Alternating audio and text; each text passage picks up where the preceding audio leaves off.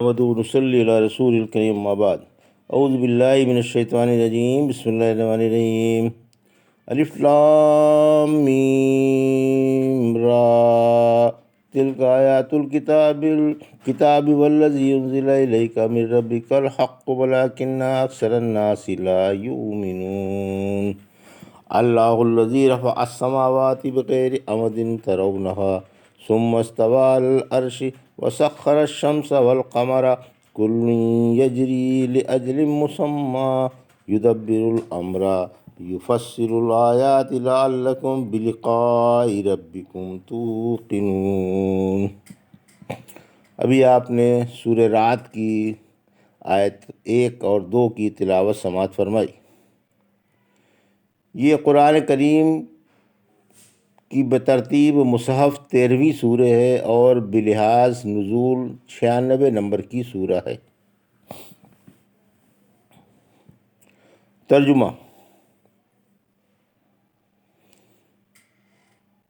ترجمے سے پہلے اس کی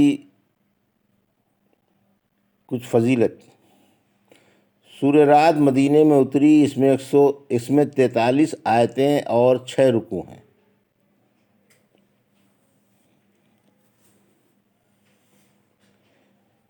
میں اللہ کے نام سے شروع کرتا ہوں جو بڑا مہربان اور نہایت ہی شفیق الامر ہے، کے معنی اللہ ہی جانتا ہے، شفیق ہے۔ الف لام میم را کے معنی اللہ ہی جانتا ہے۔ یہ قرآن کی آیتیں ہیں اور جو کچھ آپ پر آپ کے رب کے پاس سے اتارا جا رہا ہے سب برحق ہے، لیکن اکثر لوگ یقین نہیں لاتے۔ یہ ترجمہ تھا آیت 1 کا۔ تفسیر۔ قرآن اللہ ہی کا کلام ہے۔ سورہ بقرہ میں حروف تہیہ کی وضاحت ہو چکی ہے اور یہ بھی بیان ہو چکا کہ جس صورت کے شروع میں حروف مقطعات لائے گئے ہیں وہاں عموماً یہی ثابت کیا جاتا ہے کہ قرآن اللہ ہی کا کلام ہے جو رب کے پاس سے آیا ہے اور جس میں ذرہ برابر بھی شک نہیں۔ اس آیت میں بھی یہی فرمایا۔ یہ قرآن مقدس کی آیتیں ہیں۔ پھر اس کتاب مقدس کی اور خوبیاں بیان فرمائیں کہ اے پیارے نبی، جو کتاب آپ پر آپ کے رب کے پاس سے اتاری گئی ہے وہ سرتاپا حق ہے، اس کی صحت و صداقت میں کلام نہیں، لیکن پھر بھی اکثر لوگ اسے نہیں مانتے۔ سورہ یوسف کی آیت 103 نے فرمایا، آپ لاکھ چاہیں اور سارا زور لگا دیں لیکن اکثر لوگ ایمان لانے والے نہیں۔ یعنی اس کتاب کی صداقت نہایت صاف، روشن اور کھلی ہوئی ہے، مگر مخالفت، تعصب، ہٹ دھرمی اور نفاق کی وجہ سے اکثر لوگ ایمان سے کورے ہی رہیں گے۔ اللہ الذی رفع السماوات بغیر عمد ترونها ثم استوى على العرش وسخر الشمس والقمر كل يجري لأجل مسمى يدبر الأمر يفصل الآيات لعلكم بلقاء ربكم توقنون۔ آیت 2۔ ترجمہ۔ اللہ ہی نے ستونوں کے بغیر آسمان بلند فرمائے جن کو تم دیکھ رہے ہو، پھر وہ عرش پر مستوی ہوا۔ اس نے سورج اور چاند کو اپنا مطیع بنا رکھا ہے، ہر ایک مقرر مدت پر گھوم رہا ہے۔ وہی تمام کاموں کا انتظام فرماتا ہے اور وہی تفصیل کے ساتھ اپنی نشانیاں بیان فرما رہا ہے تاکہ تمہیں اپنے رب کی ملاقات کا یقین ہو جائے۔ یہ ترجمہ تھا سورہ رعد کی آیت 2 کا۔ اب تفسیر۔ اللہ کی کمال قدرت کا بیان۔ اللہ کی قدرت کا کمال اور اس کے غلبہ اقتدار کی وسعت و عظمت کا بیان ہے کہ اس نے اپنے حکم سے ستونوں کے بغیر تمہارے سروں پر تم سے بہت اوپر آسمان بنا دیے۔ زمین سے آسمان تک 500 برس کی مسافت ہے۔ اب تم خود اندازہ کر لو کہ آسمان زمین سے کتنی دور ہوگا۔ اس نے حکم، اپنی ہمگیر قدرت اور اپنی قوت تسخیر سے آسمان کو زمین سے اس قدر دور کر دیا کہ اس کی انتہا کوئی نہیں پا سکتا۔ آج راکٹوں کا زمانہ ہے، انسان فضا میں اڑا پھر رہا ہے، مگر پھر بھی لامحدود فضا میں اس کی بالکل وہی مثال ہے جیسے سمندر میں کوئی کپڑا ڈوب کر نکل آئے اور سمندر کی گہرائی کا اسے کچھ بھی پتہ نہ چل سکے۔ دنیا کا آسمان نہ صرف ساری زمین کو بلکہ زمین کے اوپر جن چیزوں کا خول چڑھا ہوا ہے، مثلاً ہوا، پانی وغیرہ، سب کو گھیرے ہوئے ہے۔ پھر اس کا زمین سے ارتفاع ہر جگہ برابر ہے، کسی جگہ پر سوت برابر بھی فرق نہیں۔ آسمان کی گہرائی بھی 500 برس کی مسافت کی ہے۔ پھر دوسرا آسمان نہ صرف پہلے آسمان کو بلکہ اس کی تمام چیزوں کو گھیرے ہوئے ہے، اور پہلے آسمان سے دوسرے آسمان تک 500 برس کی مسافت ہے۔ پھر اس کی گہرائی بھی 500 مسافت کی ہے۔ اسی طرح 7 آسمانوں کا قیاس کر لو۔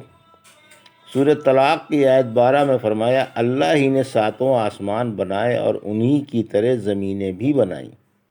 سردار انبیاء صلی اللہ علیہ وسلم نے فرمایا، کرسی کے مقابلے میں 7 آسمانوں کی اور ان کے درمیان والی تمام کائنات کی مثال ایسی ہے جیسے کسی وسیع میدان میں کوئی گھیرا ڈال دیا گیا ہو، اور عرش کے مقابلے میں کرسی کی مثال بھی یہی سمجھو۔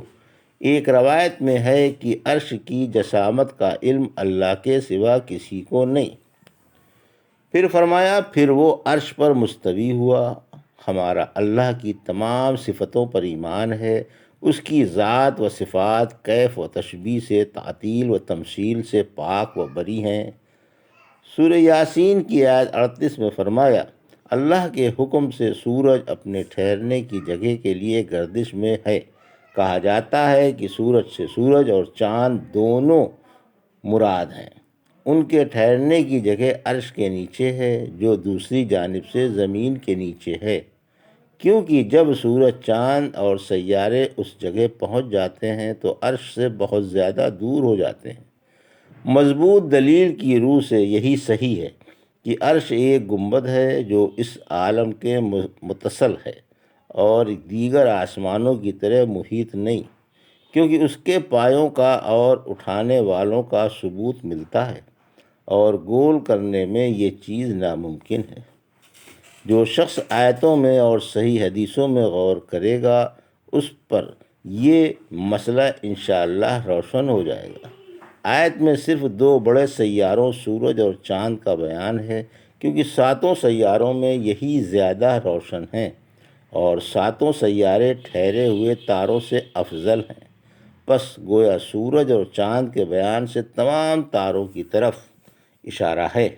جب یہ 2 روشن سیارے اللہ کے حکم کے تابع ہیں تو دیگر تمام سیارے اور ثوابت بدرجہ اولیٰ تابع ہیں، جیسا کہ سورہ فصلت کی آیت 37 میں فرمایا، سورج اور چاند کو سجدہ نہ کرو بلکہ اسے سجدہ کرو جس نے ان تمام تاروں کو بنایا، اگر تم اسی کی عبادت کرنا چاہتے ہو۔ بلکہ اس آیت میں تو صاف صاف فرمایا، سورہ اعراف کی 54 نمبر آیت ہے، سورج، چاند اور تارے اس کے حکم کے تابع ہیں، سن لو، خلق و امر اسی کے لیے ہے، اللہ رب العالمین بڑی برکت والا ہے۔ پھر فرمایا کہ اللہ اپنی نشانیوں کو تمہارے سامنے اس لیے تفصیل سے بیان فرما رہا ہے کہ تم کو اپنے رب کی ملاقات کا یقین آ جائے، اور اس کی توحید کے آگے گردنیں جھکا کر اسے سچے دل سے مان لو، اور زندگی بعد الموت کے بھی قائل ہو جاؤ۔ یہ تھا سورہ رات کی آیت 1 اور 2 کا ترجمہ اور تفسیر جو بھی آپ نے سماعت فرمائی۔